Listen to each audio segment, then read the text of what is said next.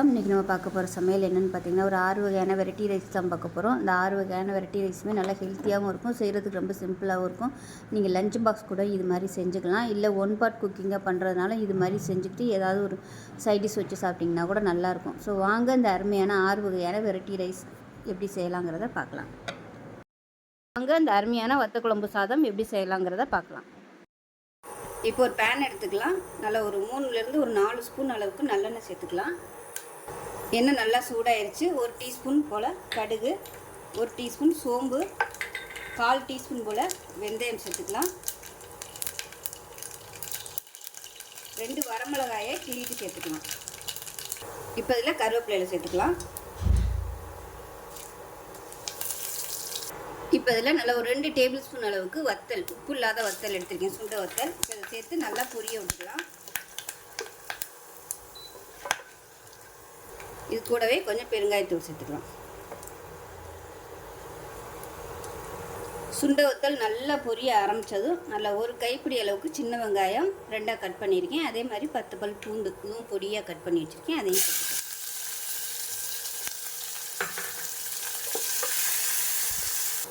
இப்போ வெங்காயம் நல்லா வதங்கிடுச்சு. 1 டேபிள் ஸ்பூன் அளவுக்கு குழம்பு மிளகாத்தூள் சேர்த்துக்கலாம். 1/2 டேபிள் ஸ்பூன் தனியாத்தூள் சேர்த்துக்கலாம். 1/4 டேபிள் ஸ்பூன் மிளகாத்தூள், காரத்துக்கு தகுந்த மாதிரி சேர்த்துக்கோங்க. குழம்பு மிளகாத்தூள்லேயுமே மிளகாத்தூள் இருக்கும், அதனால் கம்மியாக பார்த்து சேர்த்துக்கோங்க. இப்போ நல்லா எண்ணெயில் வறுத்து விட்டுக்கலாம்.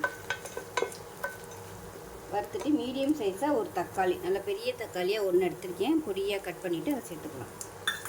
இது நல்லா மசிஞ்சு வரட்டும். இதுக்கு பதிலாக நீங்கள் மிக்சியில் அடிச்சுட்டு சேர்க்குறனாலும் சேர்த்துக்கலாம், அதுவும் நல்லாயிருக்கும். இப்போ தக்காளி எல்லாமே நல்லா மசிய ஆரம்பிச்சிருச்சு. நெல்லிக்காய் சைஸுக்கு புளி எடுத்து தண்ணியை கரைச்சி வச்சுருக்கேன். இது வந்து ஒரு 1/2 டம்ளர் அளவுக்கு தண்ணி சேர்த்துக்கலாம், புளி தண்ணி.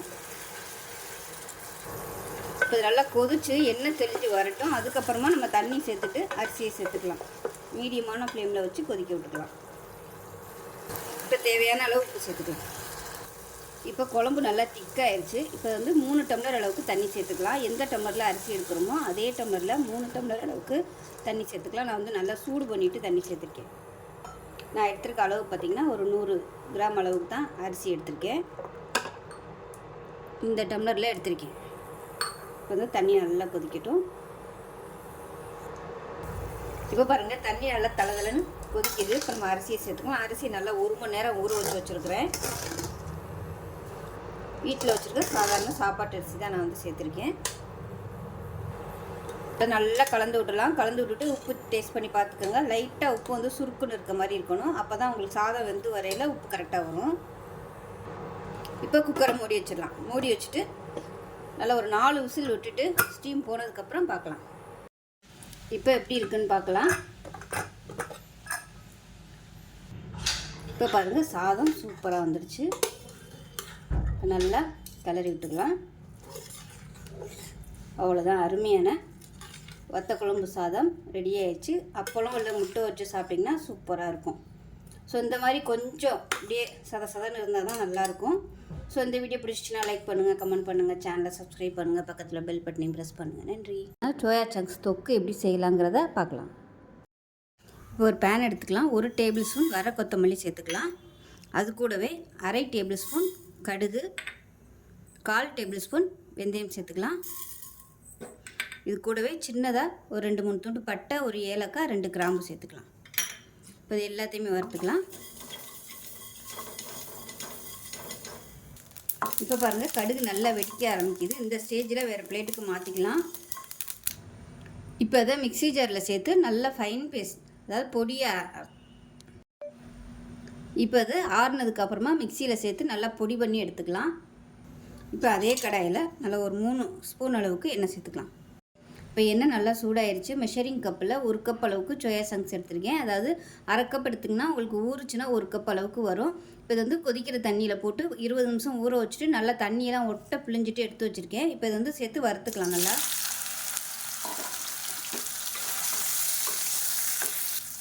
இதை வந்து நீங்கள் காலையில் செய்ய போகிறீங்கன்னா முதல் நாள் நைட்டே இதை ஊற வச்சு தண்ணியெல்லாம் நல்லா ஒட்ட பிழிஞ்சிட்டு ஃப்ரிட்ஜில் வச்சுட்டிங்கன்னா காலையில் வந்து டக்குன்னு செஞ்சிடலாம் இதை. இப்போ பாருங்கள் சோயா சங்க்ஸ் வந்து நல்லா அப்படியே ரோஸ்ட் ஆகி வந்துருச்சு. இந்த ஸ்டேஜில் 1 டீஸ்பூன் போல் இஞ்சி பூண்டு பேஸ்ட்டு சேர்த்துக்கலாம். சேர்த்துட்டு 1 டேபிள் ஸ்பூன் மிளகாத்தூள் சேர்த்துக்கலாம். இப்போ ஃபஸ்ட்டு இதை வதக்கிக்கலாம். இஞ்சி பூண்டு பேஸ்ட்டை எண்ணெயில் அடுப்பு நல்லா குறைச்சி வச்சுக்கோங்க.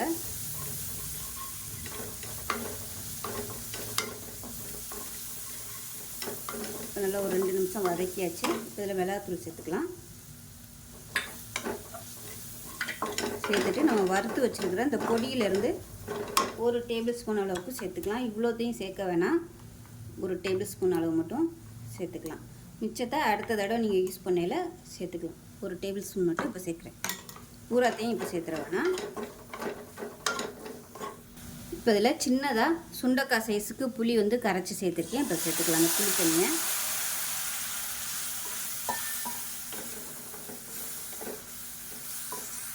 இப்போ இதில் 1/4 டேபிள் ஸ்பூன் அளவுக்கு உப்பு சேர்த்துக்கலாம். உப்பு சேர்த்துட்டு அடுப்பு நல்லா மீடியத்தில் வச்சுருங்க.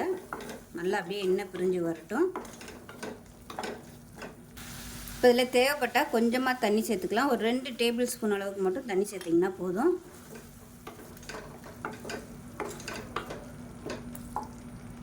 இப்போ நல்லா எண்ணெய் பிரிஞ்சு வந்துருச்சு.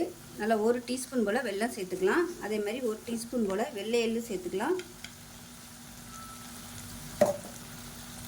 கலந்து விட்டுக்கலாம். அவ்வளோதான், ஒரு சூப்பரான சோயா சங்க்ஸ் தொக்கு ரெடி ஆயிடுச்சு. சாதத்தில் போட்டு பரட்டி சாப்பிட்றதுக்கு சூப்பராக இருக்கும். ரொம்ப ஈஸியாக பண்ணிடலாம். டேஸ்ட் நல்லா அட்டகாசமாக இருக்கும். இப்போ இது வந்து ஒரு 2 கப் அளவுக்கு சாதம் இதில் போட்டு நம்ம பரட்டிக்கலாம். நான் வந்து பாசுமதி அரிசி வந்து வேக விட்டு எடுத்து வச்சுருக்கேன். அதை சேர்த்துக்கலாம். இப்போ அந்த சாதத்தை போட்டு நல்லா மிக்ஸ் பண்ணிவிட்டுக்கலாம். சாதம் எல்லாத்தையும் நல்லா கலந்துட்டேன். உப்பு கம்மியாக இருக்குது, கொஞ்சமாக உப்பு சேர்த்துக்கலாம். அவ்வளோதான், சூப்பரான சோயா சங்க்ஸ் தொக்கு ரைஸ் ரெடி ஆயிடுச்சு. ஸோ இதே மாதிரி செஞ்சு பாருங்கள். செஞ்சு பார்த்துட்டு எப்படி வந்துச்சுங்கிறத சொல்லுங்கள். வீடியோ பிடிச்சுன்னா லைக் பண்ணுங்கள், கமெண்ட் பண்ணுங்கள், சேனலை சப்ஸ்கிரைப் பண்ணுங்கள், பக்கத்தில் பெல் பட்டனை ப்ரெஸ் பண்ணுங்கள். நன்றி. கருவேப்பிலை பொடி சாதம் எப்படி செய்யலாங்கிறத பார்க்கலாம். அந்த ஒரு 2 டீஸ்பூன் எண்ணெய் விட்டுக்கலாம். மெஷரிங் கப்பில் அழுத்தமாக 1 கப் அளவுக்கு கருவேப்பிலை எடுத்திருக்கேன். இதை சேர்த்துக்கலாம். இப்போ இதை நல்லா மொறுன்னு வறுத்துக்கலாம். இப்போ பாருங்கள், கருவேப்பிலை நல்லா மொறுன்னு வந்துருச்சு. வேறு பிளேட்டுக்கு மாற்றிக்கலாம். இப்போ 2 டீஸ்பூன் எண்ணெய் விட்டுக்கலாம். இப்போ இதில் கடலைப்பருப்பு 1 டேபிள் ஸ்பூன் சேர்த்துக்கலாம். உளுந்து 2 டேபிள் ஸ்பூன் சேர்த்துக்கலாம். வேர்க்கடலை 1 டேபிள் ஸ்பூன் சேர்த்துக்கலாம். இது நல்லா ஃபஸ்ட்டு வறுத்துக்கலாம். இது கூடவே வர கொத்தமல்லி விதை 1 டேபிள் ஸ்பூன் சேர்த்துக்கலாம். 1/2 டேபிள் ஸ்பூன் சீரகம் சேர்த்துக்கலாம்.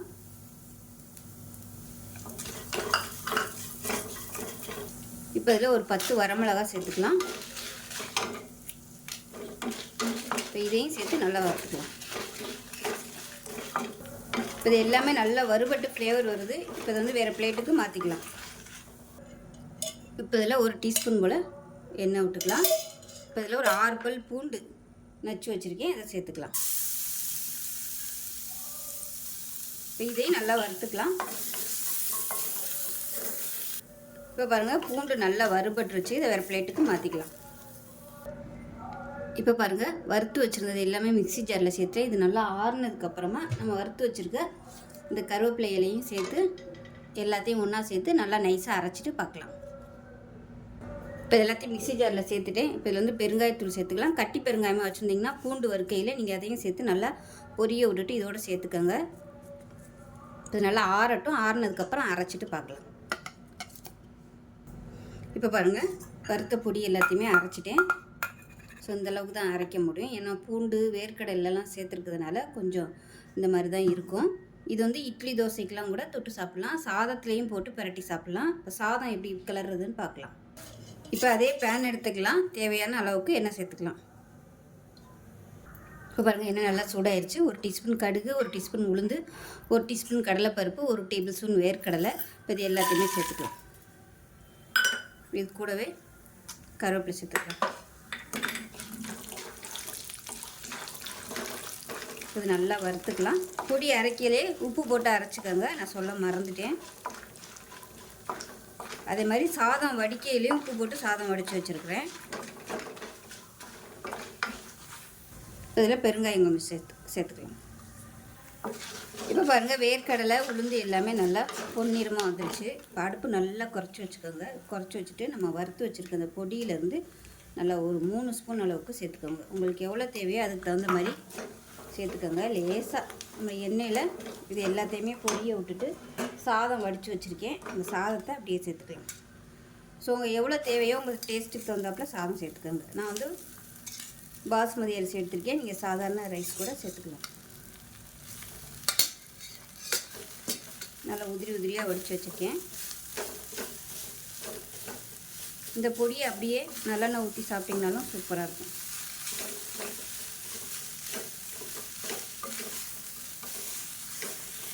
இப்போ பாருங்கள், நல்லா கிளறியாச்சு. ஒரு சூப்பரான கருவேப்பிலை பொடி சாதம் ரெடி ஆயிடுச்சு. இந்த பொடியை ஸ்டோர் பண்ணி வச்சுக்கிட்டோம்னா லஞ்ச் பாக்ஸ் கொடுக்குறதுக்கு சூப்பராக இருக்கும். ஸோ இதே மாதிரி செஞ்சு பாருங்கள். செஞ்சு பார்த்துட்டு எப்படி இருந்துச்சுங்கிறத சொல்லுங்கள். வீடியோ பிடிச்சுன்னா லைக் பண்ணுங்கள், கமெண்ட் பண்ணுங்கள், சேனலை சப்ஸ்கிரைப் பண்ணுங்கள், பக்கத்தில் பெல் பட்டனை ப்ரெஸ் பண்ணுங்கள். நன்றி. வணக்கம். இன்றைக்கி நம்ம பார்க்க போகிற சமையல் ஒரு சூப்பரான சிக்கன் கடாய் ரைஸ் எப்படி செய்யலாங்கிறத பார்க்கலாம். இப்போ ஒரு கடாய் எடுத்துக்கலாம். இதில் பார்த்தீங்கன்னா 1 டேபிள் ஸ்பூன் வர கொத்தமல்லி, அரை டேபிள் ஸ்பூன் சோம்பு, அரை டேபிள் ஸ்பூன் மிளகு, அரை டேபிள் ஸ்பூன் சீரகம், 2 துண்டு பட்டை, அதாவது பெரிய சைஸாக இருக்கிறதுனால 2 உடச்சி வச்சுருக்கேன். அதே மாதிரி 2 கிராம்பு. இது எல்லாத்தையும் வறுத்துக்கலாம். ஒரு நல்லா வாசனை வர அளவுக்கு வறுத்துக்கலாம். இப்போ பாருங்கள், நல்லா படபடன்னு பொரிய ஆரம்பிச்சிருச்சு. இப்போ இதை வந்து மிக்ஸி ஜாரில் சேர்த்துட்டு நல்லா நைஸாக பொடி பண்ணி வச்சுக்கலாம். இப்போ ஒரு கடாய் எடுத்துக்கலாம். தேவையான அளவுக்கு எண்ணெய் சேர்த்துக்கோங்க. இப்போ எண்ணெய் நல்லா சூடாகிடுச்சு. 1 டீஸ்பூன் போல் சோம்பு சேர்த்துக்கலாம். சோம்பு நல்லா பொரிய ஆரம்பிச்சிருச்சு. கருவேப்பிலையில் சேர்த்துக்கலாம். இது கூடவே ஒரு கைப்பிடி அளவுக்கு பெரிய வெங்காயம் கட் பண்ணி வச்சுருக்கேன். அது கூடவே 4 பச்சை மிளகாய் சேர்த்துக்கலாம்.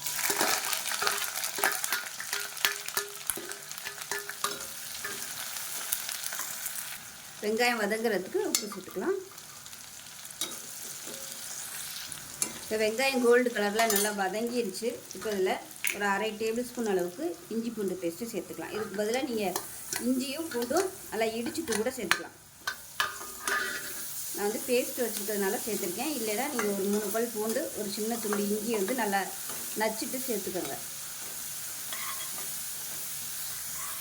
இப்போ இஞ்சி பூண்டு நல்லா வதங்கிருச்சு. இப்போ இந்த ஸ்டேஜில் 1/4 கிலோ அளவுக்கு சிக்கன் சேர்த்துக்கலாம்.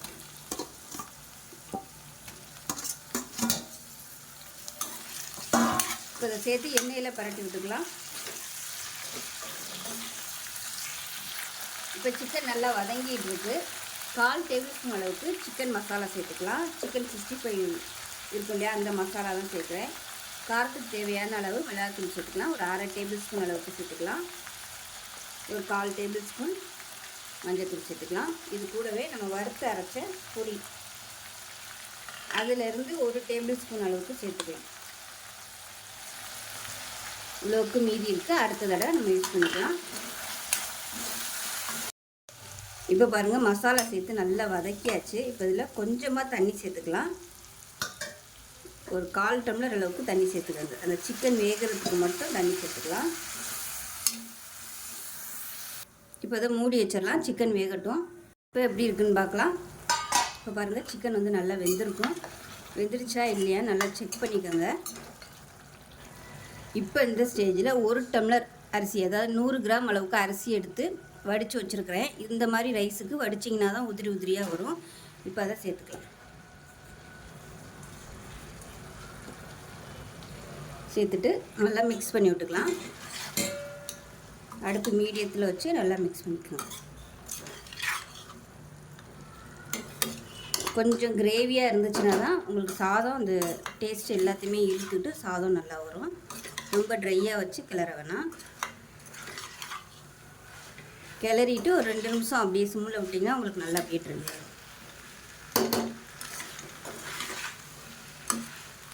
லஞ்ச் பாக்ஸுக்கு இது மாதிரி கொடுக்கலாம். காலைல செஞ்சு கொடுத்து விடுறதுக்கு ஈஸியாக இருக்கும். அவ்வளோதான், நல்லா மிக்ஸ் பண்ணிவிட்டு உப்பு டேஸ்ட் பண்ணி பார்த்துக்கோங்க. இது வந்து நல்லா அமைக்கிடலாம். அப்படியே அடுப்பு நல்லா குறைச்சி வச்சுக்கோங்க. மூடி வச்சிடலாம். இப்போ எப்படி இருக்குன்னு பார்க்கலாம். நல்லா ஒரு நிமிஷம் சிம்மில் விட்டாச்சு. இப்போ கேஸ் அமர்த்திடலாம். அவ்வளோதான், அருமையான ஒரு கடாய் சிக்கன் சாதம் ரெடி ஆயிடுச்சு. சூப்பராக இருக்கும். லஞ்ச் பாக்ஸுக்கு இது மாதிரி செஞ்சு கொடுங்க. டிஃப்ரெண்ட்டாக இருக்கும். எப்பயும் போல் பண்ணாமல் இது மாதிரி செஞ்சு சாப்பிடுங்க. டேஸ்ட் நல்லா அட்டகாசமாக இருக்கும்.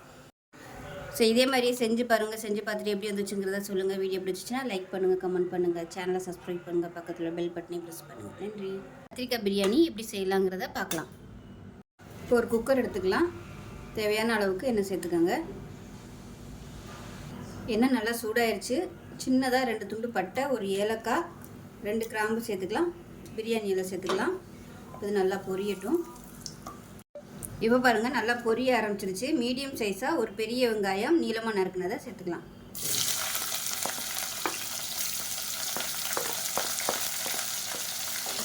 இது கூடவே புதினா இலை சேர்த்துக்கலாம். இந்த எண்ணெயிலே சேர்த்துட்டிங்கன்னா நல்லா வதங்கிடும். ஒரு கைப்பிடி அளவுக்கு சேர்த்துக்கலாம்.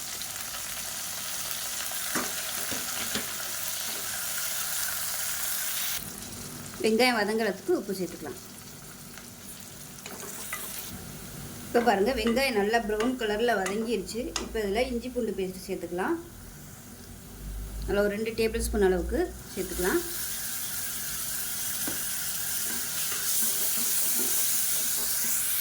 இஞ்சி பூண்டு பேஸ்ட்டு நல்லா வதங்கிருச்சு.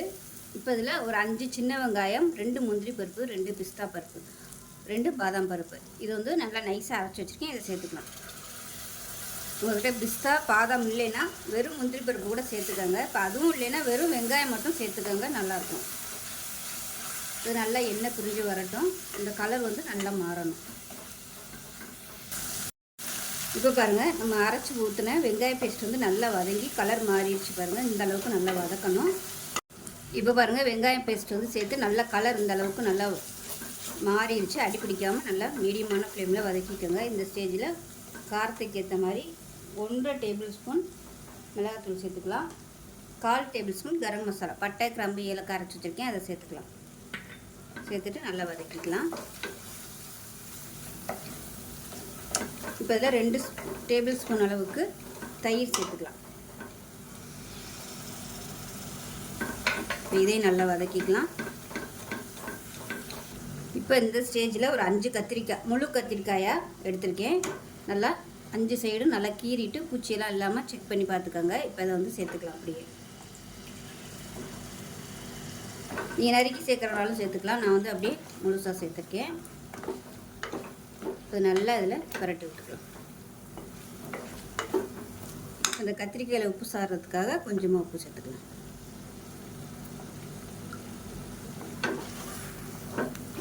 இந்த கத்திரிக்காய் இதிலே கொஞ்சம் நல்லா வேகட்டும்.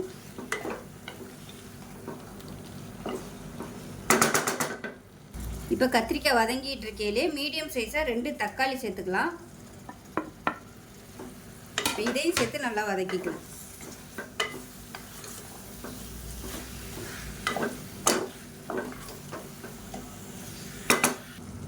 இப்போ பாருங்கள், நல்லா எண்ணெய் பிரிஞ்சு வந்துருச்சு. இந்த ஸ்டேஜில் தண்ணி சேர்த்துக்கலாம். நான் வந்து 1 டம்ளர் அரிசி எடுத்திருக்கேன். ஜீரக சம்பா அரிசி 1 டம்ளருக்கு 1.25 டம்ளர் தண்ணி சேர்த்துருக்கேன். நல்லா சூடு பண்ணிவிட்டு அந்த தண்ணியை சேர்த்துக்கோங்க. இப்போ வந்து நல்லா கொதிக்கட்டும். ஒரு 2 நிமிஷம் கொதிக்கட்டும்.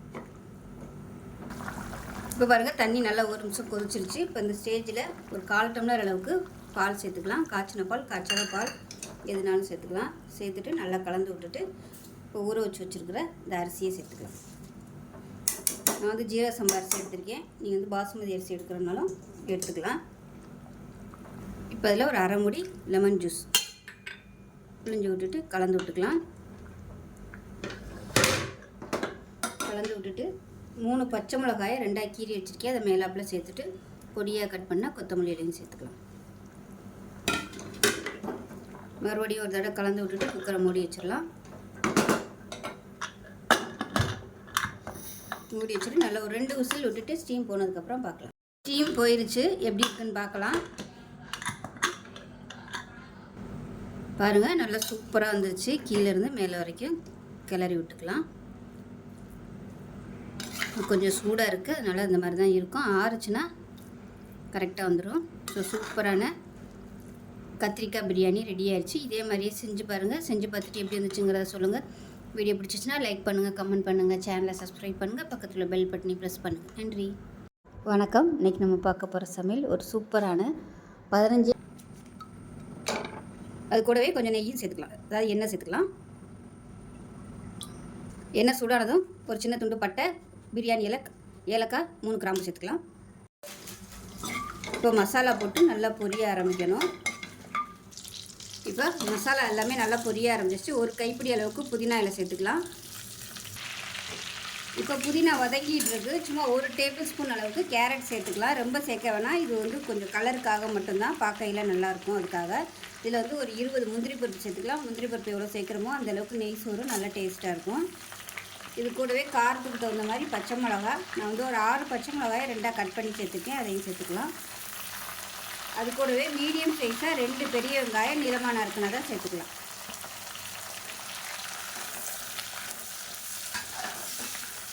இப்போ இந்த வெங்காயம் ரொம்ப ப்ரௌனாக வதங்கணும்னு அவசியம் இல்லை, லைட்டாக கண்ணாடி பதம் வந்தால் போதும். ப்ரௌனாக வதங்கிருச்சுன்னா சாதத்தோட கலரும் மாறி போயிடும். வெங்காயம் வதங்குறதுக்கு உப்பு சேர்த்துக்கலாம். வெங்காயம் இந்த அளவுக்கு வதங்கினா போதும். இப்போ இதில் அதில் ஒரு 2 டேபிள் ஸ்பூன் அளவுக்கு இஞ்சி பூண்டு பேஸ்ட்டு சேர்த்துக்கலாம்.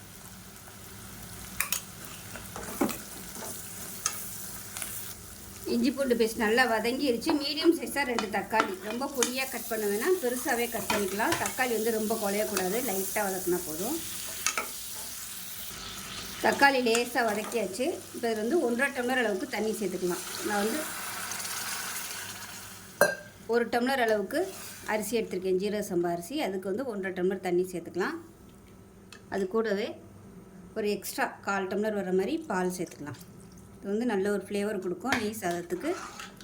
இது நல்லா கலந்து விட்டுட்டு கொஞ்சம் கொதிக்கட்டும். இப்போ கொஞ்சமாக உப்பு சேர்த்துக்கலாம்.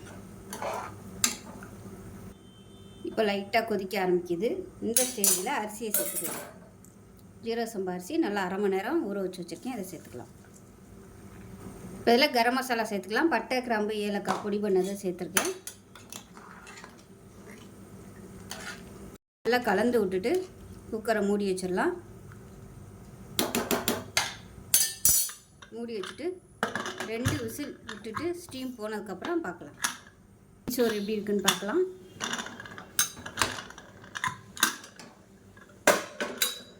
பாருங்கள், நல்லா வாசனையாக சூப்பராக வந்துருச்சு.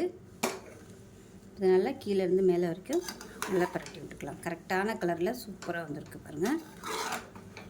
நம்ம தக்காளி சேர்த்ததுனால கொஞ்சம் லைட்டாக அந்த மாதிரி ப்ரௌன் கலரில் இருக்குது. இதுவே உங்களுக்கு தக்காளி சேர்க்க விருப்பம் இல்லைன்னா நீங்கள் தக்காளியை ஸ்கிப் பண்ணிவிட்டு அதுக்கு பதிலாக நீங்கள் ஒரு 2 டேபிள் ஸ்பூன் தயிர் சேர்த்துக்கலாம்.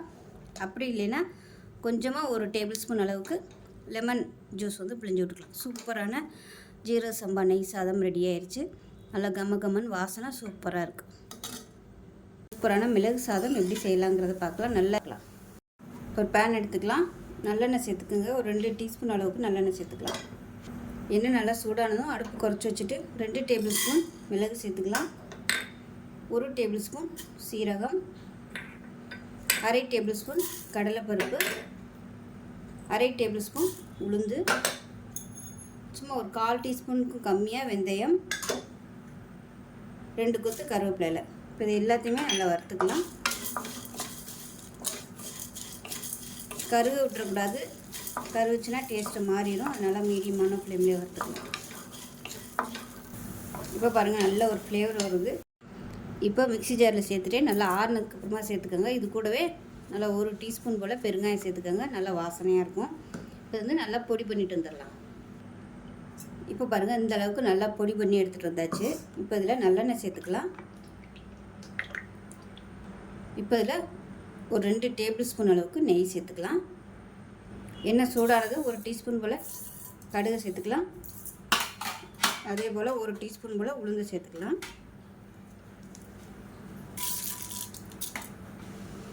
4 வரமிளகா விதை இல்லாமல் கிள்ளி வச்சுருக்கேன், அதையும் சேர்த்துக்கலாம். 1 கொத்து கருவேப்பிலை சேர்த்துக்கலாம். இப்போ இது எல்லாமே நல்லா பொரிஞ்சிடுச்சு. இப்போ இதில் நல்லா 2 கப் அளவுக்கு சாதம் சேர்த்துக்கலாம். வடித்த சாதம் சேர்த்துக்கோங்க. இப்போ இன்னொரு கப்பு சாதம் சேர்த்துக்கலாம். இப்போ இதில் உப்பு சேர்த்துக்கலாம். சேர்த்துட்டு நம்ம வறுத்து வச்சுருக்க இந்த பொடியிலேருந்து ஒரு 2 டேபிள் ஸ்பூன் அளவுக்கு சேர்த்துக்கலாம். இந்த டேஸ்ட்டை பார்த்துக்கிட்டு நீங்கள் பொடி வேணுமா வேணாமாங்கிறத நீங்கள் சேர்த்துக்கலாம். இதை நல்லா கலந்து விட்டுக்கலாம். இப்போ நல்லா கிளறியாச்சு. உப்பு டெஸ்ட் பண்ணி பார்த்துட்டு உப்பு பத்தலைன்னா உப்பு சேர்த்துக்கோங்க. அவ்வளோதான். இப்போ கேஸ் அமர்த்திடலாம். அருமையான மிளகு சாதம் ரெடி ஆயிடுச்சு. சின்ன பிள்ளைங்களுக்குலாம் சளி, வீசிங், ஆஸ்மா அந்த மாதிரி பிரச்சனை இருந்துச்சுன்னா இந்த மாதிரி பொடி அரைச்சி வச்சுக்கிட்டு ஒரு 2 பொடி உருட்டி கொடுத்தீங்கன்னா உங்களுக்கு நல்லது. நல்ல எதிர்ப்பு சக்தியும் கிடைக்கும். இந்த பொடி வந்து ரொம்ப ஸ்டாக் பண்ணி வச்சுக்க முடியாது. ஒரு 4 நாள் அந்த மாதிரி தான் வச்சுக்க முடியும்.